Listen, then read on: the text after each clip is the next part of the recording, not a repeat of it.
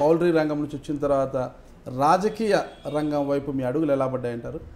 మొదటి నుంచి ఈ ఒకటి గ్రామీణ ప్రాంతాలలో పేదరికం, నాలాంటి వాళ్ళు ఎవరో ఒక్కరైనా ఇద్దరైనా 10 మంది అయినా లాభపడితే బాగుంటుంది అనేది ఇది అనమాట లోపల మీలో. అయితే ఒక్క నిమిషం నేను పూర్తి చెప్పండి. ఈ నేపథ్యంలో ఒకటేమో గ్రామీణ ఉపాధి కోసం పౌల్ట్రీ రంగం, డైరీ రంగం నేను అవలంబించిన పద్ధతులు చాలా మట్టుకు కృషి ఫలించింది. దాంట్లో చాలామంది గొప్పవాళ్ళు అయ్యారు, ఉద్యోగస్తులు దొరికాయి. రెండవది రాజకీయ కోణంలో కూడా ఉంటే తప్ప ఈ వర్గాల వారికి సామాజిక కోణం కానీ గ్రామీణ ప్రాంతాల్లో ఉండేవాళ్ళకి కానీ న్యాయం జరిగే విధంగా, ఇంకా యాక్సిలేట్ చేసే విధంగా, వేగవంతం చేయడానికి ఉపాధి కల్పన ఉంటుంది అనే విషయంలో నాకు ఆ భావం కలిగింది. చిన్నప్పటి నుంచి ఆ భావాలు ఉన్నవాడిగా రాజకీయంలో అడుగుపెట్టాను. బట్ అమెరికా నుంచి వచ్చిన తర్వాత 8 సంవత్సరాలు పట్టింది ఇది మొట్టమొదటి ఎమ్మెల్యే టికెట్ రావడానికి.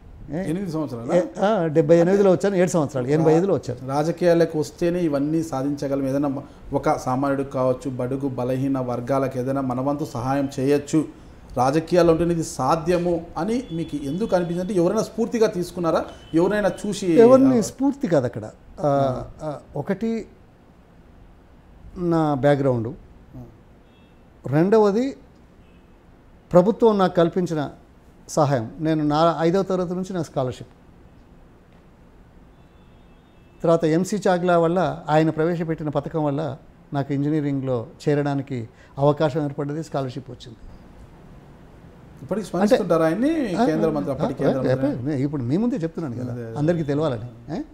ఆనాటి ప్రభుత్వం ఒక వెనుకబడిన వర్గ విద్యార్థికి దళిత వసతి గృహంలో మొట్టమొదటిసారిగా అవకాశం కల్పించబడ్డది. అదేది ప్రభుత్వం, ఆనాటి ప్రభుత్వం.